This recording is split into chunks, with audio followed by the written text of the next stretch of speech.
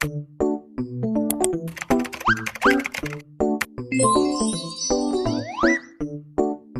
a good day, everyone. This is Jennifer E. Damos from BTL HE3.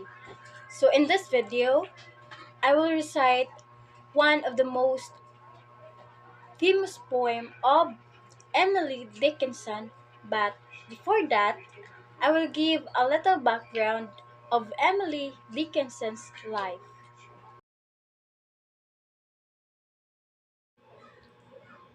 Emily Elizabeth Dickinson was an American poet.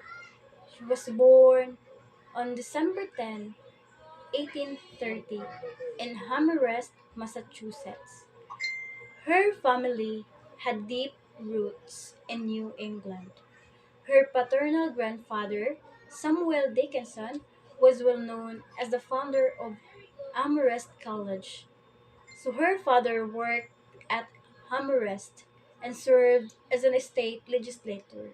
He married Emily Norcross in 1828, and the couple had three children: William Austin, Emily, and Lavinia Norcross. An excellent student, Dickinson was educated at Amherst Academy, now Amherst College, for 7 years, and then attended Mount Holyoke Female Seminary for a year, though the precise reasons for Dickinson's final departure from the Academy in 1848 are unknown.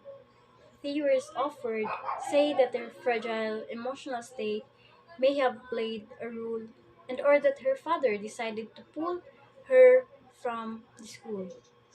So Dickinson ultimately never joined a particular church or denomination, instead fastly going against the religious norms of the time.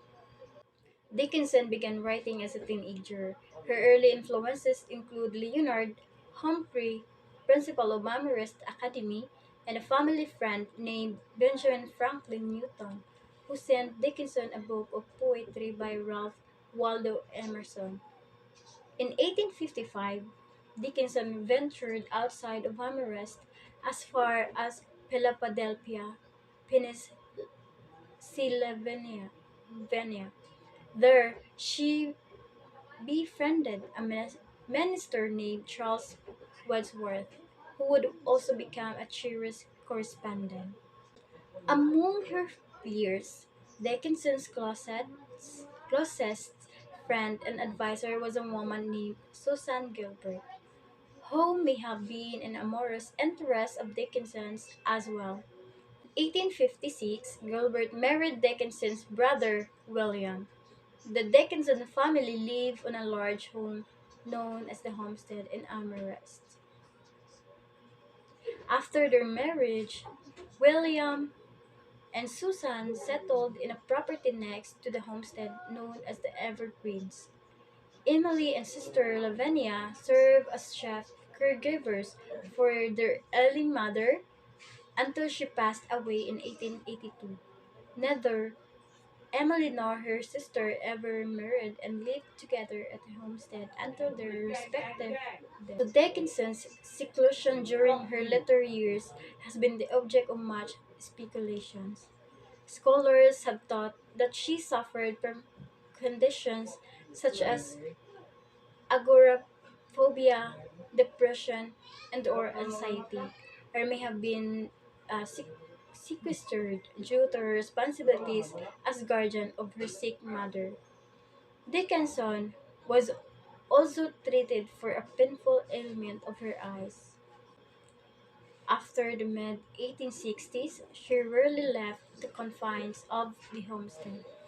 It was also around this time, from the late 1850s to mid 60s, that Dickinson was most productive as a poet, creating small bundles of verse known as fascicles without any awareness on the part of her family members. In her spare time, Dickinson studied botany and produced a vast herbarium.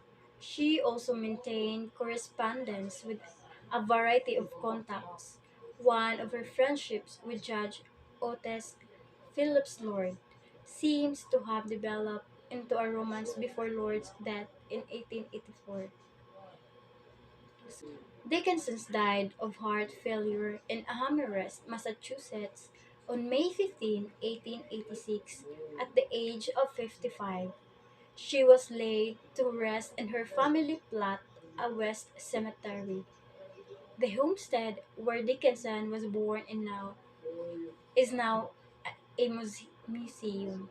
So little of Dickinson's work was published at the time of her death, and the few works that were published were edited and altered to adhere to conventional standards of the time.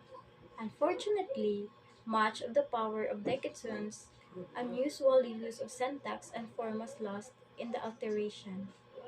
So, after her sister's death, Lavinia discovered hundreds of poems that Dickinson had crafted over the years. The first volume of these works was published in 1890, a full compilation.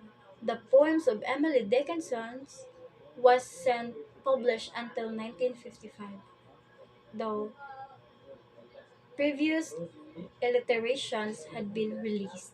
Dickinson's stature as a writer soared from the first publication of her poems and their intended form. She is known for her poignant and compressed verse. Hope is the Thing with Feathers by Emily Dickinson.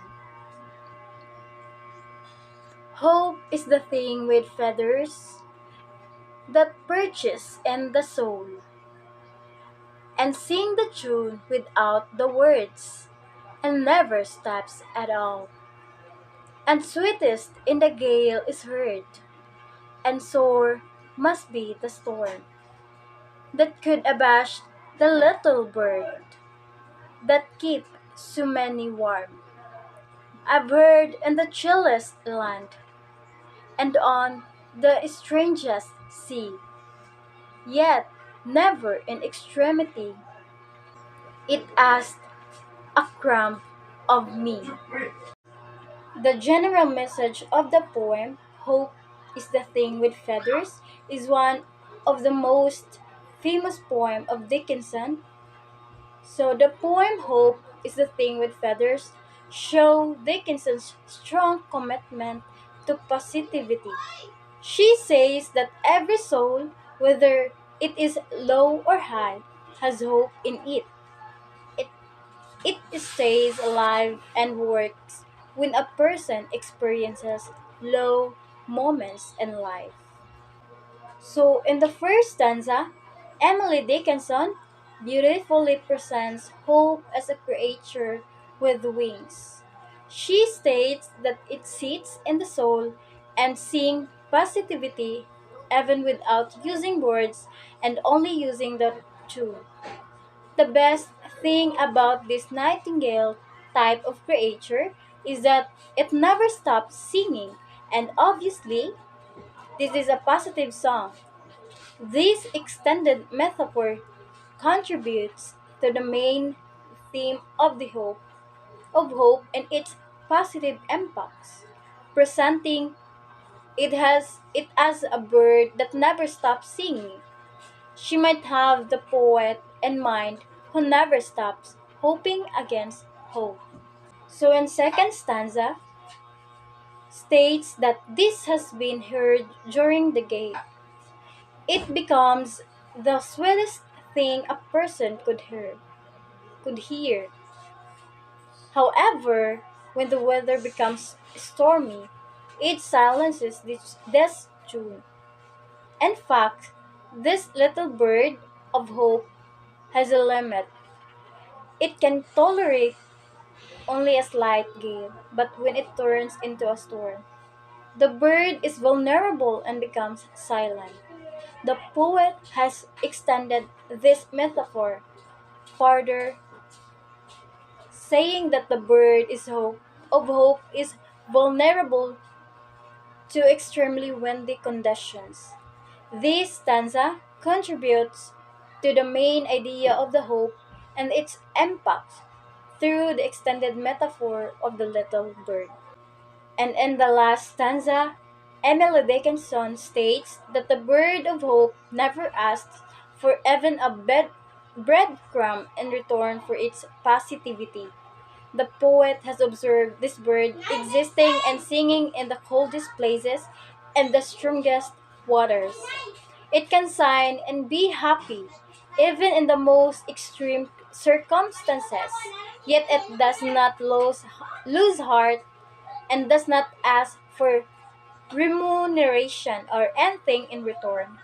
In fact, the poem wants to show that hope is an extended metaphor for birds staying alive. And the same is the case of the poet. Stanza contributes to the meaning of this extended metaphor of hope that it stays alive even in the most extreme situations.